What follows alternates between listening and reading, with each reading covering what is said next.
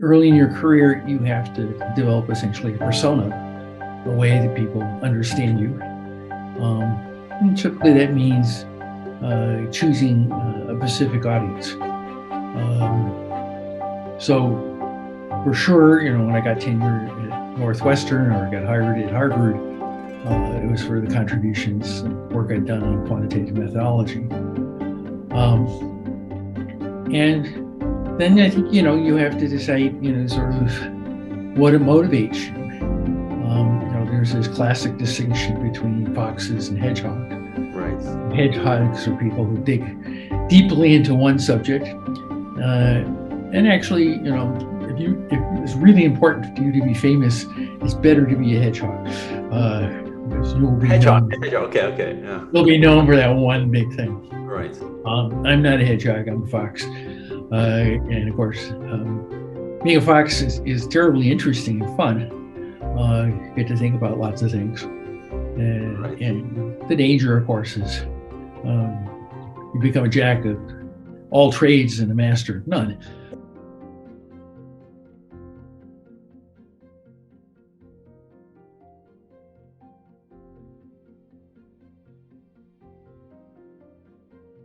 Welcome, Chris, to the Journeys of Scholars.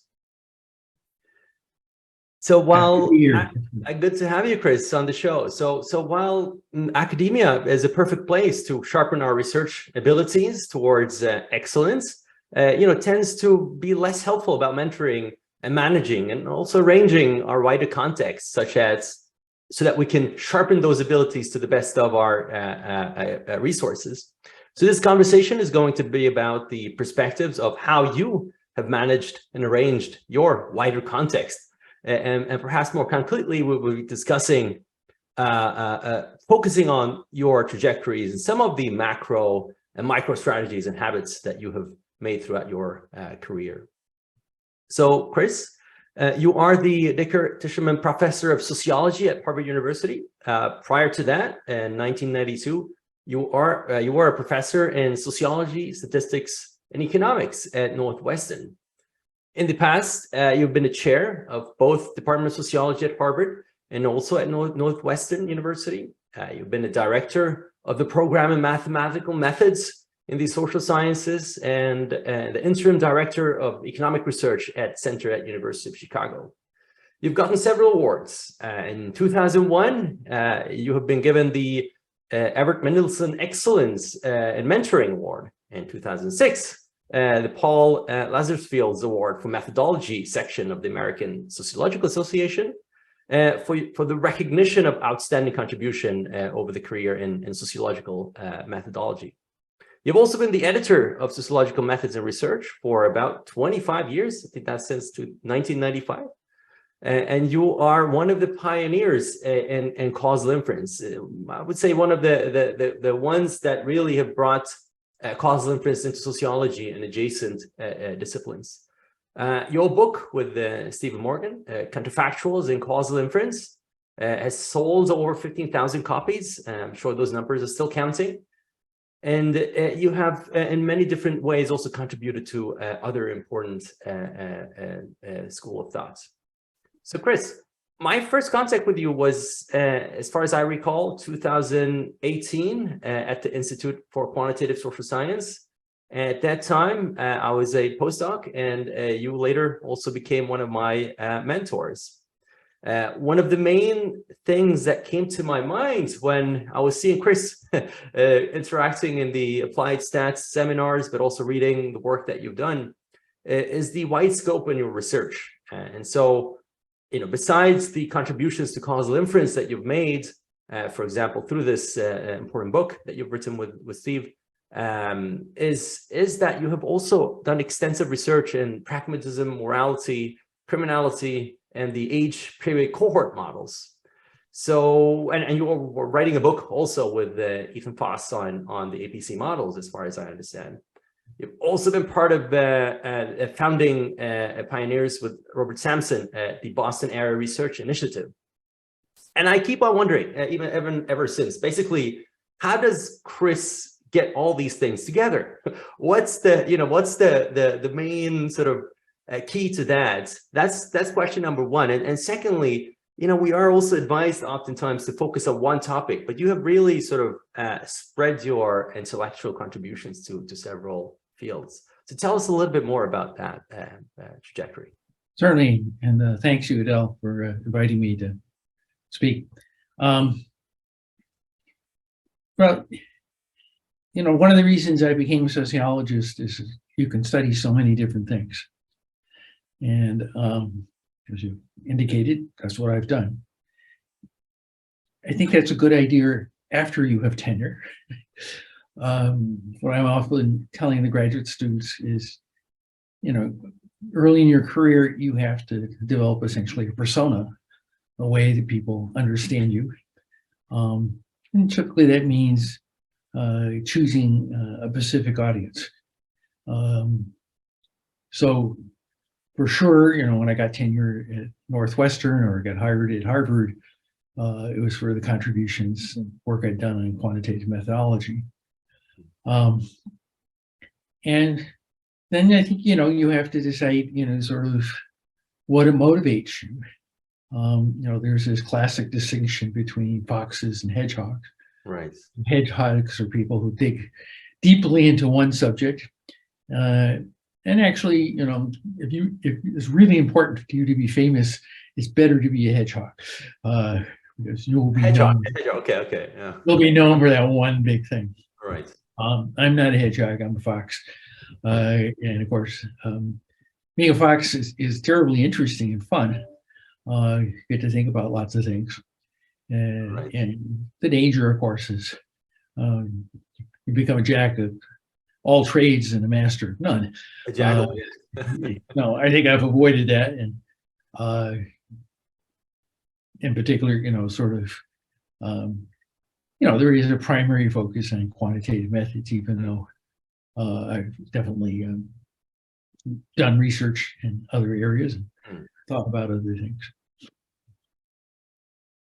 Right. And so tell us a little bit about that sort of you becoming, I believe that if you look at your earlier career, Chris was starting off, I think, was it Dartmouth, right? When you took your bachelor at Dartmouth in sociology, mathematics, I believe it was, right? And then, okay. Right. And so what was the choices behind that? And in the beginning, it sounded very much like, Chris was a hedgehog, if I'm not mistaken, and maybe slowly and gradually metaformed into a fox. But tell us a little bit, but you were really focusing on one particular area of research that was quite scarcely populated in sociology. Well, at the time, there was considerable excitement in the 70s about mathematical sociology, and people were making very strong claims that this was going to be the most important thing that was going to happen in sociology going forward. Obviously, they were wrong. But at the time, I believed them. And so I did do a joint double major in sociology and mathematics. And then went to Harvard to study with Harrison White. And blew through Harvard in 3.5 years to get my PhD. Had 3 sole authored articles out there published. Went on the job market and had 12 interviews and got no jobs. What was the problem? Nobody understood what I was talking about. Right. Except for one exception. There would always be a mathematical economist who would come hear me, and they would get very excited. And that was the kiss of death, because there's agreement that the audience was wondering whether I really was a sociologist. Right. The fact that this economist was excited about her was definite proof that I wasn't.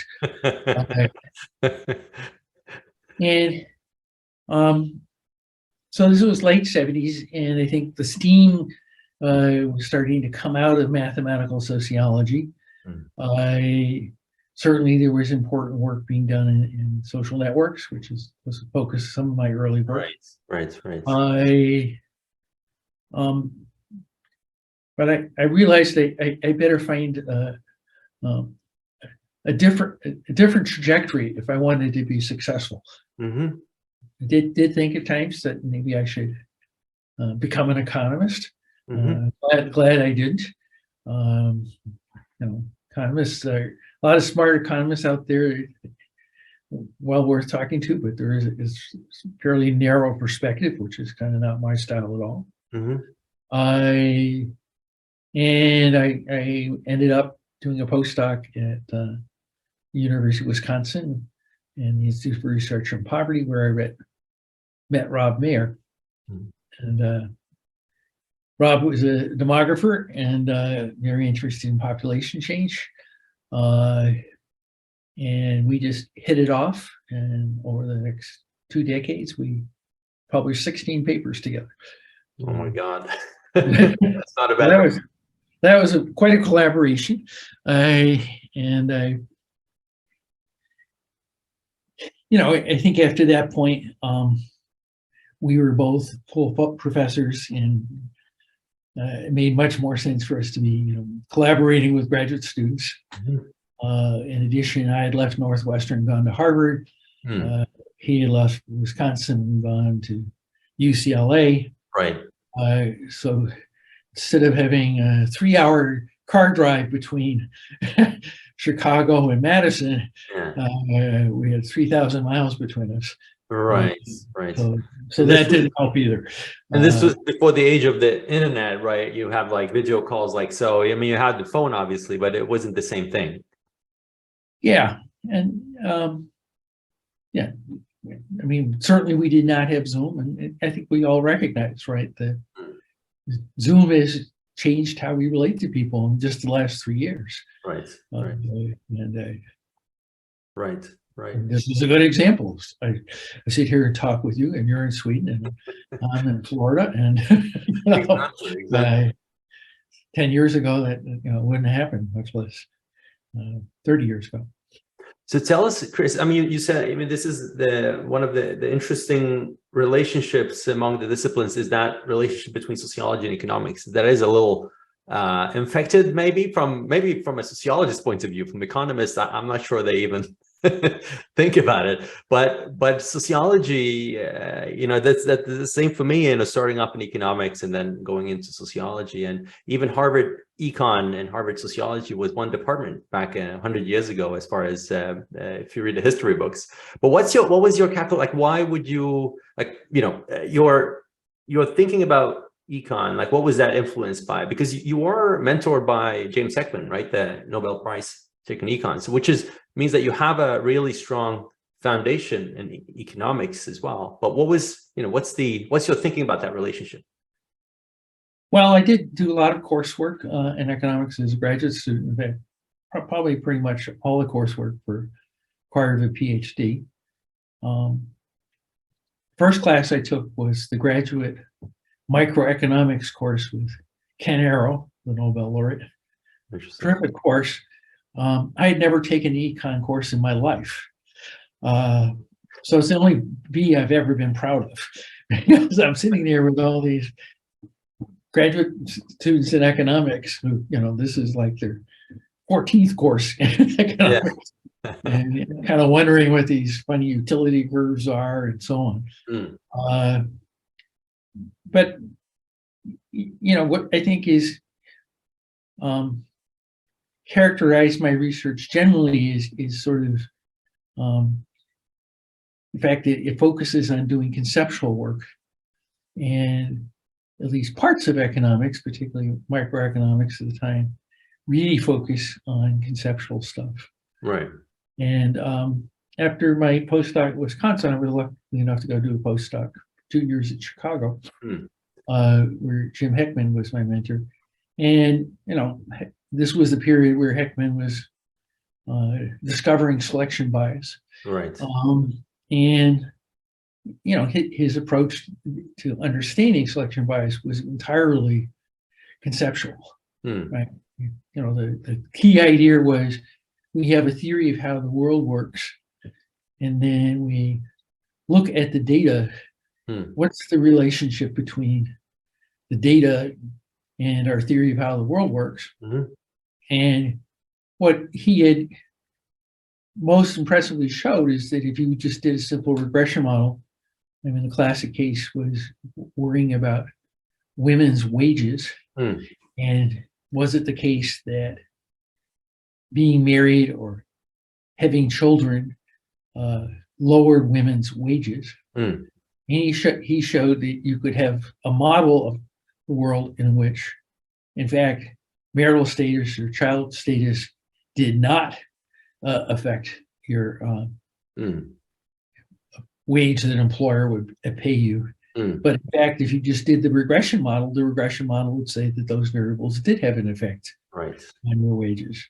And in some sense, I think that was an enormously important conceptual breakthrough for the social sciences as a whole, because it really moved us away from what sort of in philosophical terms would be called a naive kind of empiricism.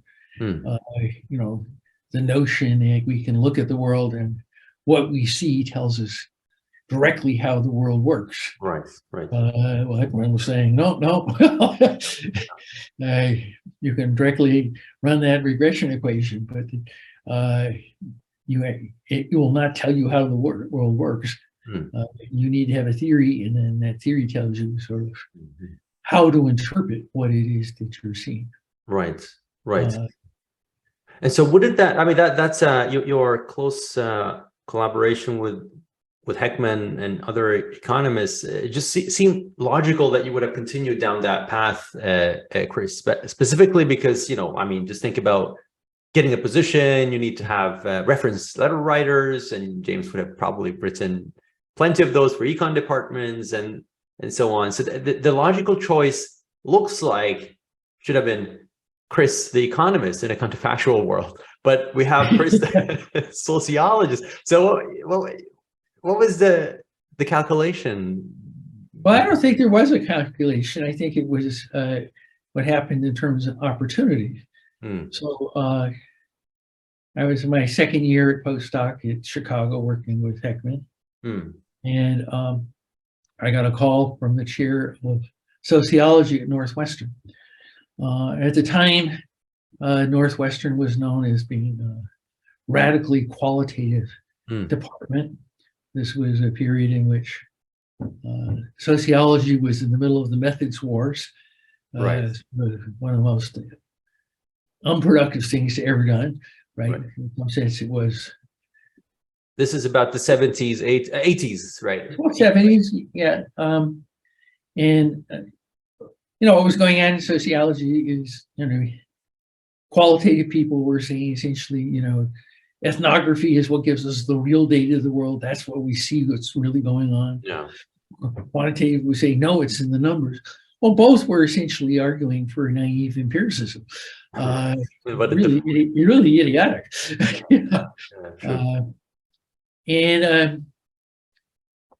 It took the chair 3 calls to convince me that I should come to Northwestern and be interviewed. Interesting. 3 calls. Why that? Why 3? Well, it was because this was crazy qualitative department. Oh, I see. Okay, so you were a bit. That makes sense. So what had happened is a bunch of economists, particularly game theorists at Northwestern, at the time Northwestern had arguably the best group of game theorists in the world, had started a program called Math, Methods, and Social Sciences for undergraduates. It was a program you did as a double major. And the dean had gone to sociology and said, I'm willing to give you a position, but the person would have to teach half-time in mathematics and social sciences. Okay. Sounds like a deal. Well, in some sense, this was too good a deal for the department to turn down. Right. I went up and was interviewed. Was not true that it's Northwestern sociology, they burn quantitative people at the stake. In fact, I had a great time talking with Howie Becker about Kemeny and Snell's finite mathematics. Okay. It was actually a key book in sort of the beginning of kind of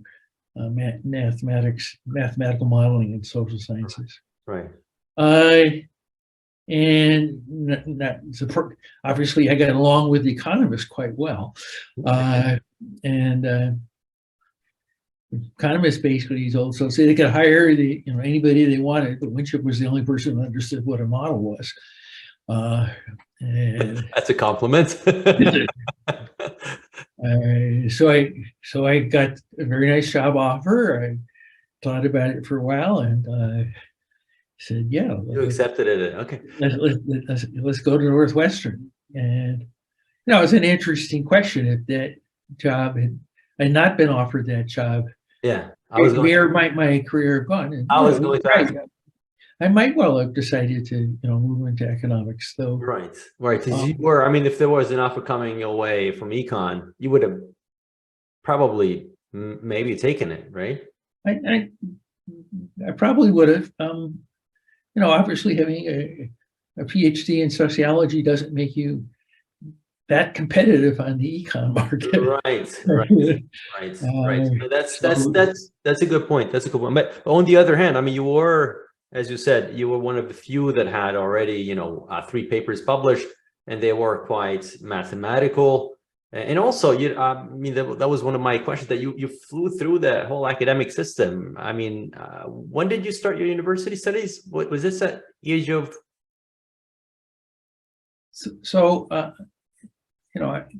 I went to Dartmouth, at the usual age. I was 18 and 18 in 22. Right. Okay. And then took a year off and spent part of it at NORC, the National Opinion Research Center at the University of Chicago. Right. I went to graduate school. So in 73. Right. And actually, my CV says I had my PhDs in 77, but in fact, I'd finished 5 months earlier. Right.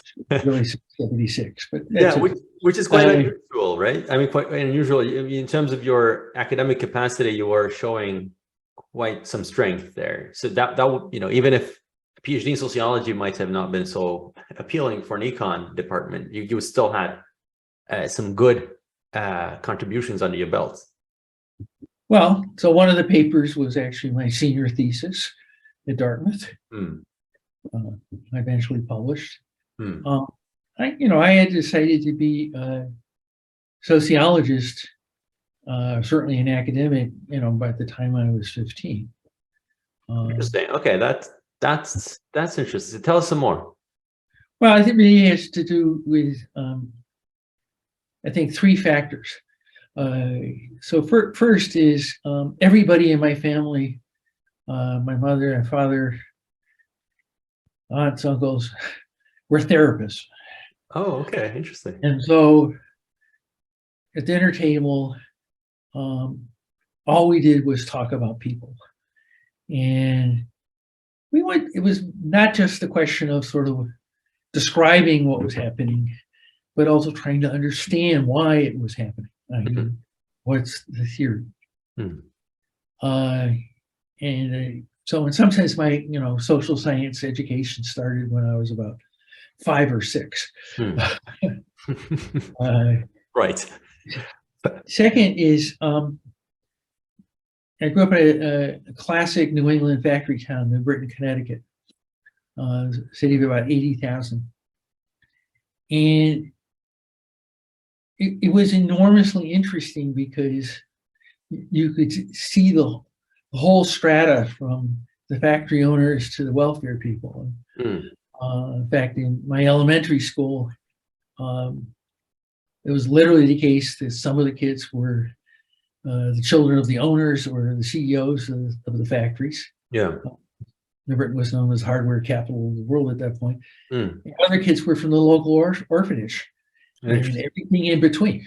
Interesting. Yeah. So in many ways, New Britain was a great field site in which sort of study and think about how society worked. because you could see it all, and you knew people from all different, walks of life. Yeah. And then the third thing, and what really pushed me into mathematics was I had undiagnosed dyslexia. And at the time, nobody knew what dyslexia was. It started in second grade with my teacher freaking out that I could not spell phonetically. It went on to junior and regular high school where, golly gee, I was awfully good at Latin, but a total disaster at French. Well, you didn't have to hear or speak Latin. Right. And of course, French is a language where, syllables really are collided with each other all over the place. Exactly. So, I would always be in the back of the class wondering what this teacher was saying in French and never having an idea. Yeah.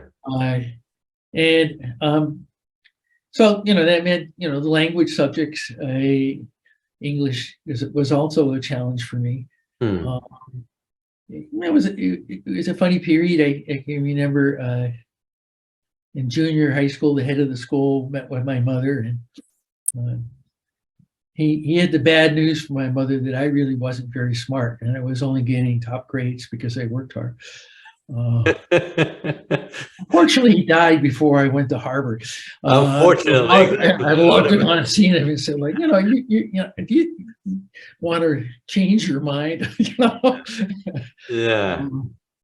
So those things headed me in the direction. I went to the local teachers college at 15 in the summer to take a course, college level course in sociology. Interesting.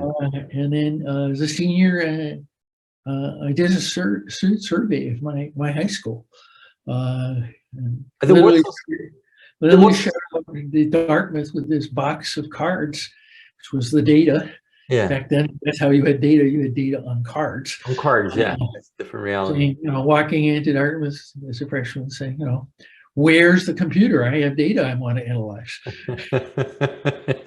It's a totally different reality compared to what we're doing today. And so they had courses for sociology courses at that for the age of students being 15, 16. No, I was like everybody else was, college student or graduate student. And in fact, the teacher really embarrassed me by pointing out that I had the highest grade in the class, and here I was this young kid. That's amazing. And so you walked in there with that data, and then you were allowed to use their computers, and then that was your first, more or less. Dartmouth was a real leader in computers at that time. Dartmouth is in many ways where time sharing took off. And basic. This is, kind of the legacy of John Kennedy. Right. Yeah. So there was a lot of interest. There was a social science statistics program called Impress that was being developed at the time that I made some contributions to. So it for sure was a context in which there was a lot of support for quantitative research. At the time, James A. Davis was there, famous sociologist who then went on to be head of NORC and then a professor at Harvard. And I had actually been recommended I go to Dartmouth to work with him. That's great. My best friend's father was a sociologist. He was president of the Russell Sage Foundation. But he was enormously helpful because here was somebody I could talk to about what sociology was about, what being an academic was about. He could guide you. And got the advice that I should go study with James A. Davis, which I did. So that explains your, in a way, the question of why you chose sociology. It wasn't like a coin of a flip that you, to some extent, now I'm gathering from these stories, that you actually accepted, to continue along the path of a sociology. Sure, there is a counterfactual version of Chris Winship, the economist. But it sounds like, given the background, of your family and your interest, that you had that deep interest for societal questions. Now, whether you should have or expected to be a sociologist or a psychologist, that's a different matter. The question of mathematics, however, Chris, like what's the relationship there? What sparked your interest in mathematics? Well, one was I was very good at it, and two is, if you're dyslexic, sure, you mess up some of the pluses and minuses, and you don't always get the problems perfectly right. Right. But mathematics, demands much less in terms of language skills. And I don't know, I was good at it. When I was in elementary school, I actually had the ability to add, multiply, divide very large numbers in my head. Somehow that disappeared. I don't have that ability now. I just pull out the calculator. Things got more than 4 digits. Definitely not doing it. So we're talking like in the millions. If someone would give you a million something. Well, not millions, but yeah. 6-digit number, 8-digit number, something like that. Okay. Oh, that's fascinating. And then those two interests combined and merged into this trajectory of taking a degree in sociology and mathematics that later led you also to a PhD at Harvard. And so with Harrison White, who was your primary supervisor at the time. And so at what time was, the causal inferential sort of influence on your path? Because here we had Heckman that was doing selection models. To some extent, it was about causality, but it wasn't perhaps pronounced exactly as causal inference in the way that we know it now. But it's econometrics and it's sort of large disguise that partially is about, understanding what's a cause of what. So when did this? Well, no, but so I think, his classic example, what I've already mentioned with women wages, his point was that you really had 2 pieces of information missing. One is you were only looking at the wages of women who actually worked. So in today's language, you're conditioning on a collider, or endogenous variable.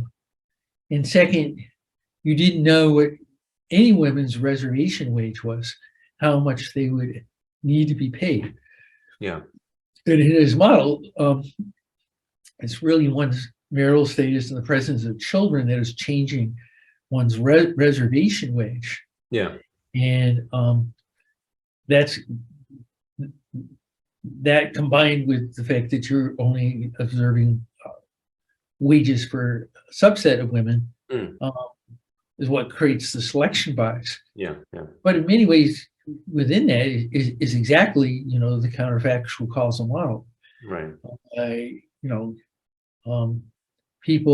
Rubin's just starting that work. Yeah. So people aren't thinking that way. Yeah. His work started about 70s approximately, right? Around late 70s and then to the early 80s. Then at that time you were finishing your PhD, starting your postdoc approximately. Also 77, I finished my PhD. The next year I'm in Wisconsin, 2 years. Right. At Chicago, and then in 1980 I'm going to Northwestern. So you were around these people where it's sort of this percolating the idea of causality, yeah. I mean, at least it was, the case that one was separating out kind of the question of the data from underlying models. Right. And this got Rob Mayer and I very interested in questions of youth unemployment. And that was sort of the big policy question in Washington at the time. And back in the late 70s, I was probably going to Washington close to once a month, some kind of conference thing. And the question that everybody was trying to deal with was, why were Black youth unemployment rates going up at a time when, from the 50s through the 70s, the socioeconomic position of Black Americans as a whole was improving extraordinarily, unbelievably fast. Yeah. And economist John Cogan sort of answered part of the puzzle, which was that in 1950s, if you were a Black adolescent, you were probably living in the South working in agriculture. Right. Getting a job was not a problem. Getting a job that paid well was a problem. Right. So you paid terrible wages, but employment rates were really high. In 1950, essentially, employment rates for whites and Black adolescents are about the same. And so it's really throughout the 50s that we see the great migration out of Blacks out of the South to the North, and a big part of that is the mechanization of culture, the introduction of fertilizers. So cotton picking and other types of agriculture become much less labor intensive than they were.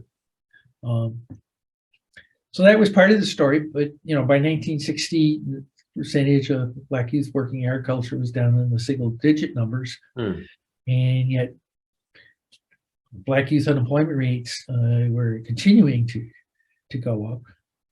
And so we wrote a paper that published in American Sociological Review that argued that there were really two things going on. One was the rapid increase in school enrollment among Blacks or later adolescents. People were finishing high school, and in some cases they were going to college. In addition, with the advent of the all-volunteer military in the early 70s, Blacks were disproportionately going into the military. Now, why would those things have that effect? Well, I mean, first of all, people who are in school are less likely to be employed. So that was part of what it was explaining. But what we argued was that there was selection bias, which was that the more employable, able young Black men were the ones who were staying in school. Not staying in school, they were the ones going in the military. So what was happening through the 60s and into the 70s was who was unemployed was changing, and it was sort of a group that probably always had once they left agriculture, generally they had problems with being employed. So that was a problem. And I guess that at that time I had my one big effect on American labor economic policy, which was that everybody was looking just at unemployment rates and noticing that they were highest for Blacks in their teens. And Mary and I did some analysis where we kind of looked at the percentage of people who were active in something, either they were employed in school or in the military. Well, once you looked at that, it turns out that it's people in their early 20s that are the inactive group. And so I was able to get federal policy to not think about sort of change their programs as stopping at 18, but stopping at more like 24. Right. This is hugely interesting to hear your story coming from sort of an applied. Remember, the question that I believe is hugely interesting for the audience is to understand, like, when this causal inference revolution that was already sort of in the beginning then, but it sounds like the way that you came into this, it was through this applied work, through thinking about sample selection bias, about related questions of, what is a model, just those simple questions that led you eventually, probably like 20 years later, the first edition of the book with Morgan was beginning of 2000 something, 2004, I believe. No, 2007, but there's an earlier annual review paper. Right. Causal analysis. Yeah. And that really was the foundation for the book. Right. Okay. Interesting. In fact, the book is just basically a quite extended version of the annual review paper. That was the first draft of the review paper, basically, the book. Right. Right. And so this is about 20 something years after all the applied work that you did with Rob and others, right? Right. But within it, there's a paper with Rob on missing data in log linear models, in which you're very much trying to think about things kind of counterfactually, right? Because the counterfactual problem, right, is a missing data problem. So we had a paper there kind of filling it in, and then there was a paper looking at sort of how do you do simultaneous equations, models with logits. Yeah. It also ended up, basically formulating itself as a counterfactual model. Yeah. Without either us really having any appreciation of Rubin's work. And I remember at the time, I kept trying to think like, well, why wasn't Rubin thinking about causality as a missing data problem? Well, I'm not sure whether he was at that point. Clearly, it wasn't much longer after that. Everybody, including Rubin, explicitly thought about exactly counterfactual analysis as a missing data problem. Exactly. So there was an opportunity to write this annual review paper. I think Steve and I saw it as an opportunity to bring some of this thinking into sociology. It's one of my most highly cited papers. It was the right strategy in writing a book is always to write a paper or papers first. Right. So that was that's one of the questions, Chris, is that what was the moment that you thought that now there's a different mode of thinking? It's not just about modeling in statistics, it's really now about thinking causally. There's something we call causal inference. I don't know. I can't remember any kind of aha moment. Yeah. I mean, Heckman would certainly argue that his models were causal models. And most people were thinking about regression as a causal model. Right, exactly, yeah. So Heckman's just basically saying, well, it's more complicated than that. Right. Yeah. And so that's opening the door. And I'm not, sure, when I first saw the potential outcome model, which is, really the foundation for thinking about things in a counterfactual way. Exactly. Okay, so that was basically some smoothing into it, and then later also Pearl's work. I believe the first edition of your book didn't include directed cyclical graphs, but later on it did. Is that a correct statement? Yeah. Or I don't think that's correct.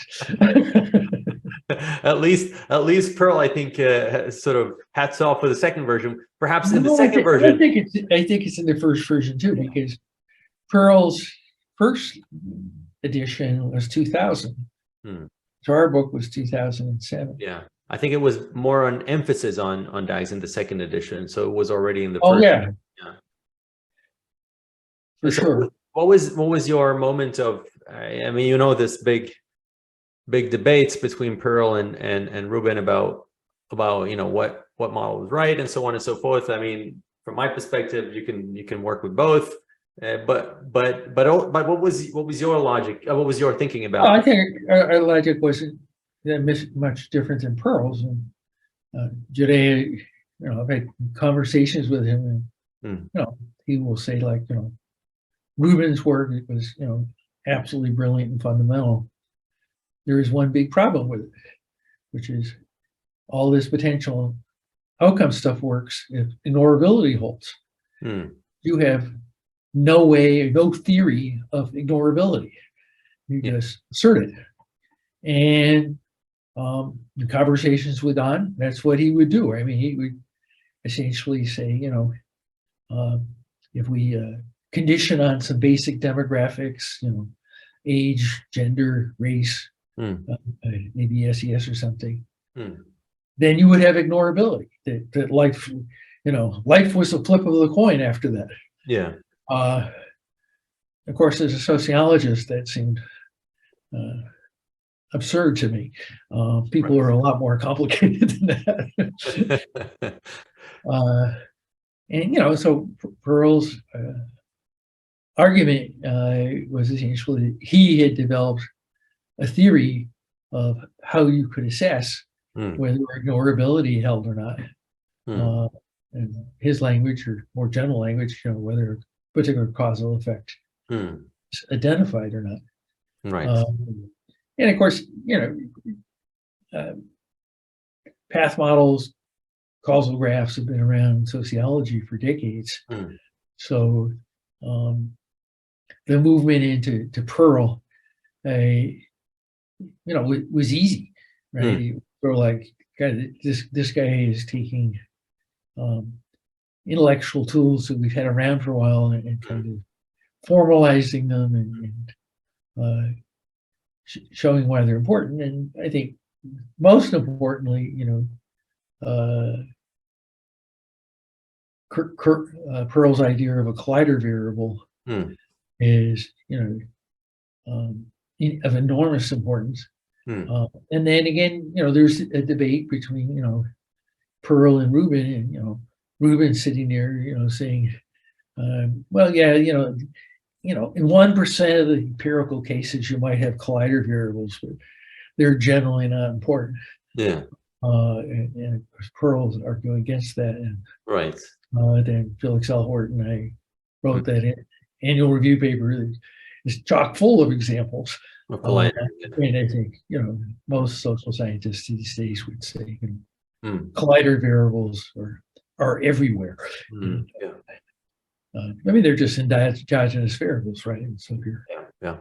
It seems like, I mean, from I would say most sociologists, I think this maybe goes to some of the comments that you made earlier, that sociology has more of a sort of complex view of society. So there was a huge uptake or embracement of both perspectives of causal and for the potential outcome framework and Pearl's sort of more computer sciencey DAGs, and there have been many efforts to sort of bridge them. But in economics, there is usually, I think there's an uptake now again, but I remember Imbens wrote a review paper of the book of why, criticizing again the use of graphs and so on. But leaving perhaps, you know, what's your take on why economists aren't really sort of liking the Pearlian approach here? Well, you know, as a field, economics is, you know, had math envy for decades. And what that has always meant is the economic theorists, the math modelers, are kind of the highest status people. And then the econometricians are next. And, you know, in both cases, you know, kind of what you need to do is discuss whatever you're doing in the most complicated mathematics possible. So I can remember showing up at Northwestern, going to the game theory seminar, and everything was in Barnard and Hilbert spaces, and I was kind of like saying, this does not interest me. This is not about trying to understand how to model people. This is about trying to do fancy math. And it's been true, for economists. I mean, you go take a graduate level econometrics course. They want you to be able to do all kinds of theorems and prove all kinds of theorems. Yeah. Well, in many ways, the attraction of DAGs is, it's very simple. I mean, there's a sophisticated mathematics behind it. Right. Yeah, I was going to say. Theories, but you don't have to learn the sophisticated mathematics. Yeah. Use DAGs. The basic principles. It's just kind of one simple theorem. Right. And off you go. Yeah. And I guess I would say in addition, a huge virtue of DAGs is, any DAG is essentially a theoretical claim about how the world works. And, what we have to argue about in doing any kind of empirical analysis is our assumptions about how the world works.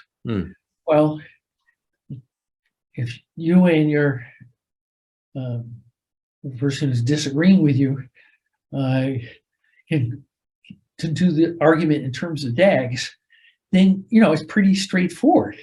I like this DAG. I think it's right, and if you agree this DAG is right, you can make the following assumptions, and then your opponent can say, no, this is the right DAG, and what the version I think is right, your causal effects is not identified.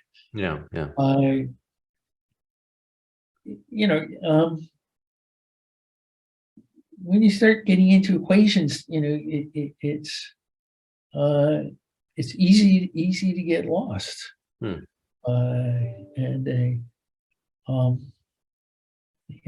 of not see the forest from the trees. So the DAGs provide that bridge basically to the theoretical, socioeconomic world. But and keep you from getting lost in the equations. Interesting. And so where do you see now, given that you've been the editor Sociological Methods and Research, and you've seen a lot of methods paper submitted, but also in sister journals such as Political Analysis and so on. Where do you see the field of causal inference moving in the social sciences, but also beyond, perhaps in econ, computer science, and so on? Well, I think it's bursting at the seams these days. The number of online seminars on causality is enormous. I would have to say part of the reason I'm off doing H-period cohort models is there was too much happening in the causal inference literature to keep up with it all. And it's also gotten quite a bit more technical. I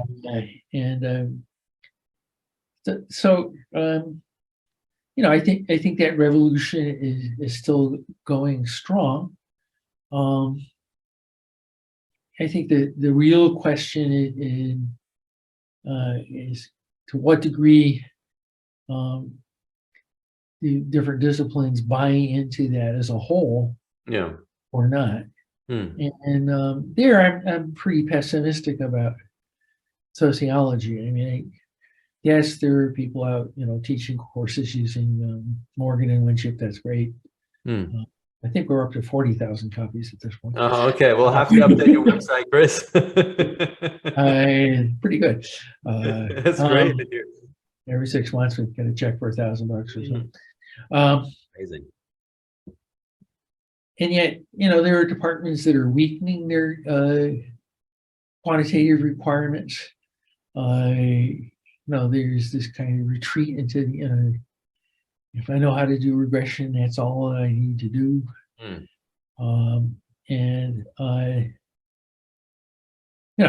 in part has to do with sociology often doesn't attract people who have very strong mathematical skills. Yeah. So they may not want to buy into this. But, as you know, and you sat in on my course, it takes 2 lectures to teach what a potential outcome model is. Right. Another lecture to do what DAGs are. Right. Which is, not that there isn't more to learn there, but Yeah. boy, the basics are pretty straightforward. But Yeah. I'm not sure where sociology will end up. I think economists have fully bought into the causal revolution, at least in terms of potential outcomes. Yeah. More interest in DAGs, but they Yeah. still have their equations. Yeah. Political science definitely, I think, is bought into the counterfactual causal revolution. But we'll see. I think the psychologists, for the most part, are off doing something totally different, running their experiments. Right. Assuming because they randomize things that they've dealt with unobservables. In a different ways. Yeah. They've never gotten a bad randomization. What's a bad randomization? Yeah, right.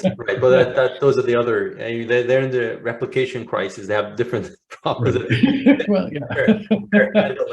But one thing, Chris, I mean, which leads me to another theme of this conversation is collaboration in general. I mean, you have worked with economists, sociologists, demographers, and political scientists. You've moved in different directions. So what's your take on collaboration, and what's the principles behind you say when you want to go solo versus collaborating? So what goes into your thinking there?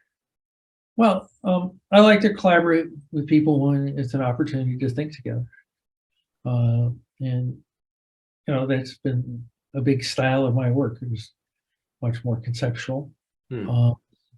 When I talk with graduate students, I'm very clear with them that I probably can help you think about your problem in better ways.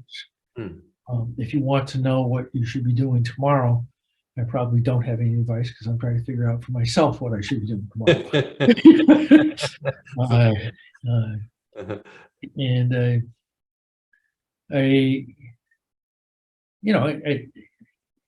there's a fair bit of research that shows that it's in our talking and interrelating with people that our thinking develops. So, a large share of my work has been collaborative. Yeah. And I don't know. That makes it a lot more fun, and I think generally one's work is improved by collaboration. Right, and this is, I think the critical piece. Also, one can see in your trajectory in the different papers that you tend to work. You have some solo author papers, but you have largely sort of found that good constellation of people line up for each paper depending on the topic, where you have perhaps led the methods, and some other read maybe the substantive work, and vice versa. It seems like this sort of goes in tandem. What's your take on so one question that is lingering in the back of many people's mind is this sort of mode of collaboration, Chris, that you often see. I mean, I just finished reading this book by Adam Grant, Give and Take, which is about takers, givers, and matchers. If you would categorize people in largely these 3 types of modes, where you have givers perhaps giving more than they expected in the collaboration, and you have takers that tend to take more, and then you have matchers that would match, like you gave X hours, I give X. So what's like, how do you handle those different personalities? Well, I haven't read Adam's book, so I think it's complicated, it's complicated because, let's just think about the issue of authorship. Yeah. should authorship be determined by who's put the most time into the research? Yeah. Or should authorship be determined by whose ideas are the primary ones in the paper? Right. I don't think there's an answer to that. You know, one of the wonderful things about being a tenured professor, I'm not looking for another job, is you can be quite generous with graduate students and letting them be first authors. Yeah. And basically, the way I think about it is, you get to be the first author unless it's a lie. You know? Right, exactly. I can think of at least one paper where I probably should have been the first author, but I insisted the graduate student pay it, but it was kind of a lie. And one of the things I try to get people to do at both Northwestern and at Harvard, and I've always failed, is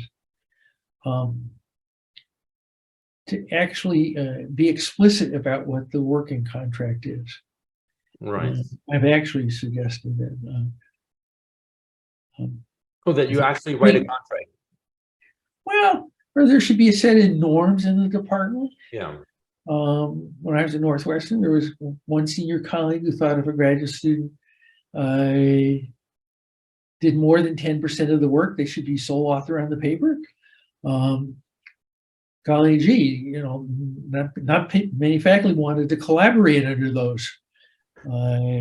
So I actually had a fairly generous chair's budget, and announced to the department that I would fund graduate students for the summer to work with faculty, but it had to be a co-authored paper. Oh, interesting. Okay. Let's see. That worked well. And you know, the issue here is you know, I don't think there's one fair contract. There are lots of contracts out there. Yeah. The problem is you know, too often people start working together without having any explicit understanding about what the contract is. Right. And of course, you know, that can lead to some very bad feelings. Right. Right.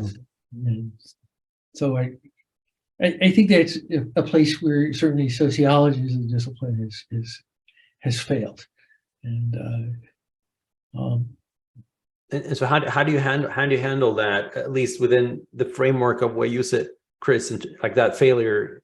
Like how do you I mean, if it's a, you know, graduate student or a equal sort of professor or stature, that maybe the handling will look different, but just what's your general principle of handling those? My general principle is, you know, anybody who's more junior than I should get to be first author, be the first author. You know, a principle Sorensen used that I find often resort to is, whoever writes the first draft of the paper gets to be the first author. And that's actually a pretty good yeah, that's a normal thing, you know, because writing that first draft is typically a lot of work. Yeah, exactly. And you know, that means, you know, you're probably putting in both more time and more intellectual work than your collaborator is. Right. Right. Other than that, no,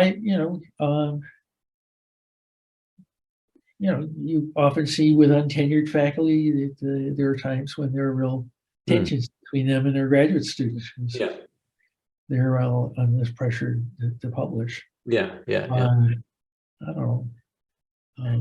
And often, so when it comes to, well, both graduate students, but also perhaps collaborators in general, that and this has happened to many of us, that, you know, you work with someone, you have a great idea, and then, you know, they get another job, or they don't sort of generally deliver on the promise. How do you nudge them? What's your philosophy of get them, you know, to actually run with it and finish it up and then move on? No, you bug them. I don't know what else. You bug them. you become a fly. I mean, there are lots of papers out there that never got finished or Right. never got published, and Right. hopefully there are not many, terrific papers out there that never got finished or never got published. Yeah. Again, that's part of one of the huge benefits of having tenure is that, this paper is not going to happen, then that's okay. I think for graduate students is very tough, but of course, the fact that they have the incentive to finish the paper means you probably don't have to bug them so much. Right. Exactly. They have external incentives to actually. They have external incentives, Right. Right. They can't afford to have a paper be left on the wayside. And so when it comes to your own work, Chris, and then this is particularly a question geared towards your early days when you were leading papers more and more, writing them. So what's, how do you manage your time in general, like creating this chunk of time where you can do deep work? I mean, that's it's not enough to have like an afternoon or once in every week. Like you really need to, how do you create that space? Basically, I create a crisis for myself. So I promised to, deliver the paper at some department or ASA meetings or whatever. And then, 6 weeks before I'm supposed to do that, I have to sit down and actually write the paper. And I make my wife crazy. It took her several years. She said, why are you always having these crises? And I said, this is how you get the work done. But that's interesting. You must have been in a constant crisis when you were a PhD student because you finished early, like you were so fast throughout the system, right? So was that like a constant crisis, or how did you? I mean, my train of thought was that Chris, is sitting and working, or it doesn't have any crises, but that's not the case, right? That seems like. Well, I think as a PhD student, hopefully you have enough free time to do your work. And but was that like so? Also, the crisis recipe, or maybe I was also very lucky. I had 3 years of funding from the National Science Foundation. Yeah. So I didn't have to teach or be a research. Right. I did some of that, but that wasn't necessary for me. And so how would if we look back at that time during a PhD, if we think about the micro sort of strategies a little bit, Chris, so a usual day, a usual week in Chris's life during his PhD, how would it look like? What was it like? Walk us through the early days. Would you wake up early, work, and then I usually got up pretty early, and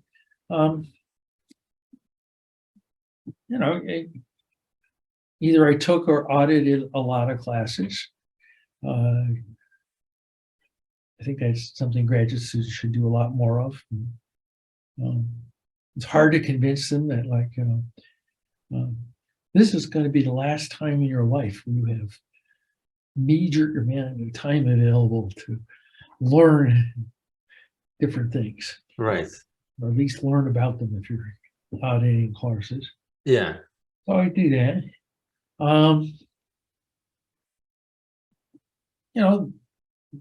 Probably, try to do more of my reading on weekends.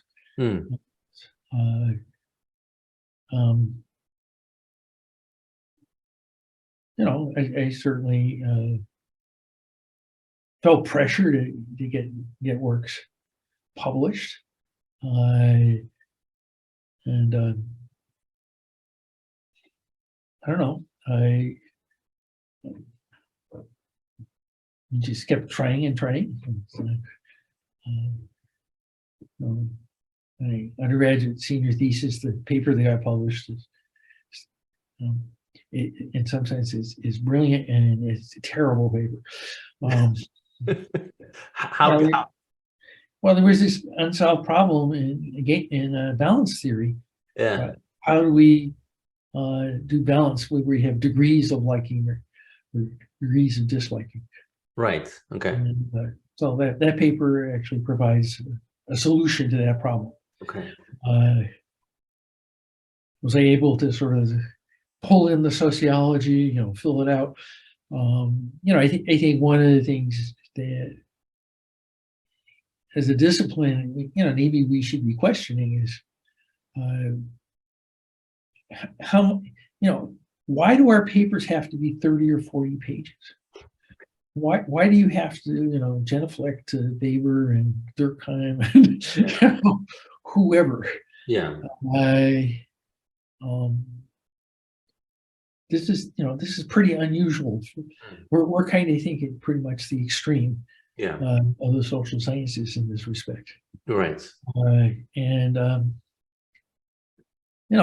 Doing that kind of work takes a lot of time.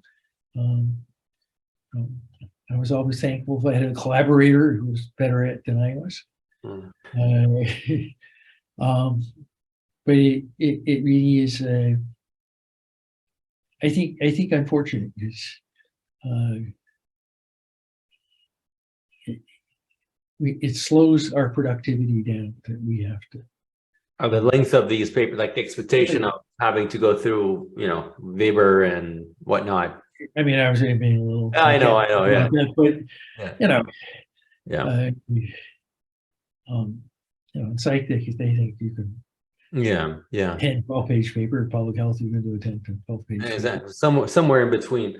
But going back to that sort of week of a Chris, during his speech, like, would you have a structured day? Would you, block off time? I mean, these are, micro strategy questions now where, would you be structured, or would you be like, oh, I should finish this paper in 6 months and I'm going to audit these courses. What happened, during that time, we'll just let it be in flux. And I don't think I've been, very good at living a very structured life. Sort of like, what fire is burning that needs to be put out right now. Okay.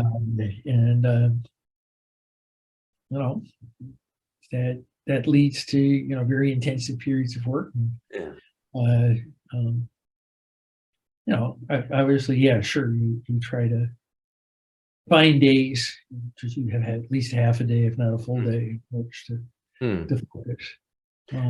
But as we all, even when you have those, you often find it hard to sit down at your desk. I think the thing actually that I've always found useful. So I should say the other thing that was really important in my career was that computers came along, and that's because you could rewrite things multiple times easily. Easily, exactly. Usually, I mean, I actually, when I graduated from Dartmouth, I asked to have a selectric typewriter because I wanted to be able to type. But you were still in a position where at best you could do a few drafts of the paper, right? Where now you can do dozens. And actually, what works extremely well for me is when I sit down, I'll often start at the beginning of the paper or halfway through what's been written and rewrite stuff. And then I get to where the new writing is. Well, two wonderful things have happened. First of all, I'm back into the paper. So I'm not staring at the page because, I've just rewritten the last pages and I know what needs to be said next. Yeah. And then when the paper's finally finished, you're going like, well, the end part needs some rewriting, but the first half or 2/3 is in pretty good shape. Well, you rewrote it like how many times? So you really work. I mean, the manuscripts that you work with, Chris. I mean, you like multiple times, right? It's like a painter working over a painting. 12, 15 times. 15 times. Okay, interesting. And the craft, it matters, right? If you start at the beginning, it's the 5th time through, you may not find much to rewrite. And you're kind of just more proofreading at that point. But then as you get to the newer pages, you're suddenly realizing, well, there are words missing there. I can explain this very well, or this needs to be expanded on. And and after a while, you may decide, like, look, the first 10 pages are done. Let's start at page 11. Right. You keep on iterating like that. So you write and then rewrite, and then comes an extra page. Then you rewrite that page and the other previous, and then you keep on like pushing it, molding it through, basically. Right. And that, I think my English teachers from high school and stuff would be shocked that people actually think I'm a good writer. Well, given that you told us that you've had you have dyslexia, I mean that's an amazing feat that you achieved and show what can be achieved. Well, our brains are pretty plastic, and you learn skills or methods. I'm only moderately dyslexic. I mean, the funny story was when I was in graduate school, was my parents finally decided, like, let's go have Chris tested. So I go over to the Mass General, and I spent a whole day going through these tests and spent several $1,000s. And at the end of the day, they say, yep, you've got dyslexia. And I said, okay, you're going to help me. I said, well, we don't help people like you. I go like, we don't help. What do you mean? I said, well, you have to score below the 60th percentile. And you're scoring at the 92nd. And I'm going like, yeah, but I'm a graduate school student at Harvard, and everybody else is like 98, 99. 92 is terrible. They would help me. That's amazing, Chris. I mean, given what you've achieved, and I mean, it's an inspiration. And so when it comes to writing, and perhaps then we move on to the last part of this conversation, Chris, is that what do you have a recipe for students or even tenure track professors struggling with writing? Like, what would be, if you give them one or two advice, what would be the main advice? Well, I find this rewriting thing works extraordinarily well, because if you sit down and you start with a blank page, that's really tough. And I think that's a recipe for writers of block. I'm always telling students, pages that have bad writing are much better than blank pages. That's a good advice. Rewriting is a lot easier than writing.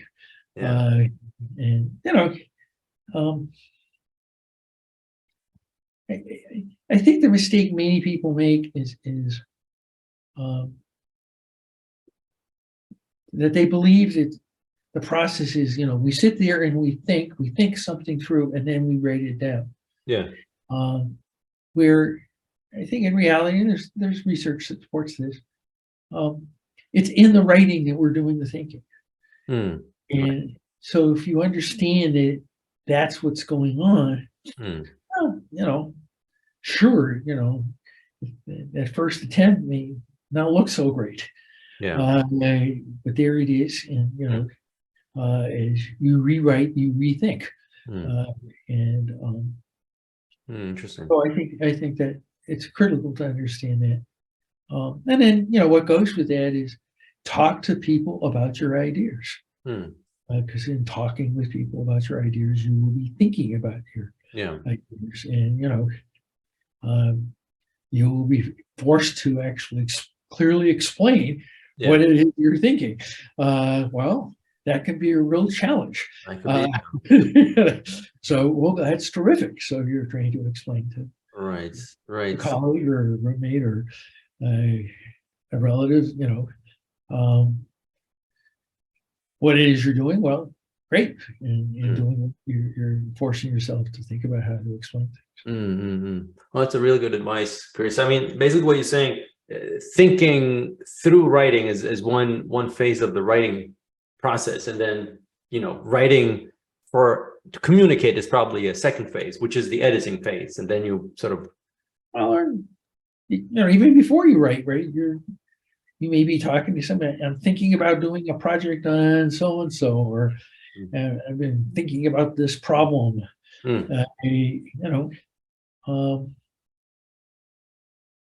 do your best to try to explain it to them. I mean, you may fail to explain it to them. Right. It probably is you're going to have improved your thinking about it. Yeah. I mean, this is, I think, also what we see in teaching, right? When we teach, particularly when you're teaching, statistics or something for the first time, one of the things that strikes you, you thought you understood something well, and now you realize, well, actually, to teach it, you have to be able to explain it in probably 3 different ways. And whoa, you don't understand it in 3 different ways. you got some serious work to do. that's a way of, I mean, that's a way of thinking, like thinking through teaching, thinking through writing, thinking through communicating. That's the process of a scholar. And so, Chris, we are entering the last sort of theme of this talk and this conversation, which is, you have achieved many things throughout your career. You are, as I understand, also reaching the end of your position at Harvard. You're retiring soon, I believe. And so, but you keep on writing, you keep on producing good things. You're writing this book with Ethan Foss about the age period cohort problem, which is a really intriguing problem that to work on. So what keeps on motivating you, Chris, working on these things? Keep on moving. I mean, you could have easily retired. You're in Florida now. The weather is good. You could have sit on the beach, have a tequila or whatnot. So what keeps on pushing Chris forward? Well, I like thinking. So actually, growing up, and a mother was extraordinarily smart. And, we spent an enormous amount of time talking about people and things. And I don't know, that's what energizes me.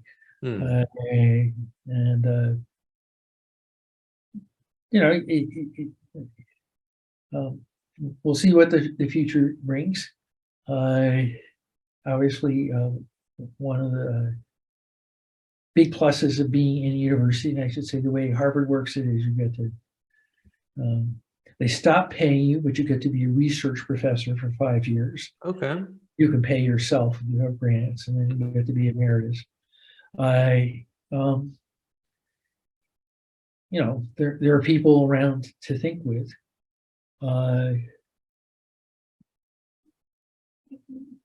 I'm finding where the discipline's going is less interesting in that way. I mean, you certainly recognize as well. We're being deluged with data. The amount of data we have available is just growing extraordinarily fast. And so an awful lot of people are just doing research that, is pretty descriptive. And fine, that's a good place to start. That isn't kind of research that interests me. Right. So, and that's really the driving motivation, Chris, for you. So what given what you've achieved and moving forward here, are there any things that you would sort of extra proud of and things that you in a way you wish to be remembered for? I mean, hopefully you'll live many more years, Chris. But if you would, if you could influence that, what would that be? Well, I certainly quite proud of the book Steve Morgan and I wrote that. I think has been very influential. People talk about it as the Bible of causal inference. And I think the other thing I would say is I'm very proud of all the graduate students that I've mentored over the years. And, I think there was a period I had probably the best record in the discipline, or at least close to it. Many of my former students are full professors in top 10 departments. And it's not just their success, but I think in mentoring them, hopefully, and they tell me I did succeed at this, helping them to think better, more rigorously, deeper. I think that's what I've had to offer graduate students, and maybe it was just that they were really smart. I had no effect at all. I don't know what the counterfactual selection bias. What's the counterfactual? Exactly. Chris had written, somebody's advisor. What kind of research would they be doing, and how good would it be? I don't know. You mentioned the Everett Mendelson Award. That's certainly something I'm proud of. But it's not the award so much as what it recognizes, which is decades of mentoring many students. And so on that sort of note there, Chris, you get to, if you would want to pose a challenge or ending action for people in the audience listening to this, what would be that challenge? What would you wish that they would start doing after they have listened to this interview a bit more of? This is your final sort of, you get the final question. Think, harder and deeper about whatever substantive problem you're interested in. I think science advances in two ways. Advances in part empirically, but it also advances conceptually. And I think in sociology we're well beyond the days of big theory, but that doesn't mean that we shouldn't be trying to theorize what's going on in particular situations. So this is sort of the charge of analytic sociology. I don't know if I'm an analytic sociologist or not, but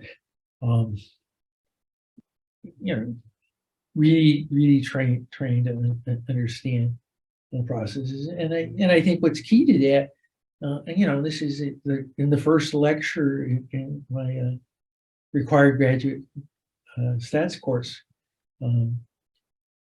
is really thinking about a model in which you have the phenomenology, what we observe, and then you have the ontology, which is how the world actually works, and the epistemology is the problem of linking the two. And then of course, if you remember, there's a great quote from Chuck Tillich. I do. We need to have a theory of how the world works, but we also need to have a theory of the data. Right. I would say people would do well to sort of use that as a general framework as they approach their research. Chris, I thank you very much for your time and for this tremendously illuminating conversation. I mean, about your life, Chris, starting off mathematician, sociologist, economist, moving on, and where we stand today. I mean, we owe you a lot in terms of intellectual thoughts, at least in sociology and sociologists. You've been a contributing, hugely contributing factor to the causal inference revolution that we are seeing in sociology and in adjacent fields. Chris, thank you very much.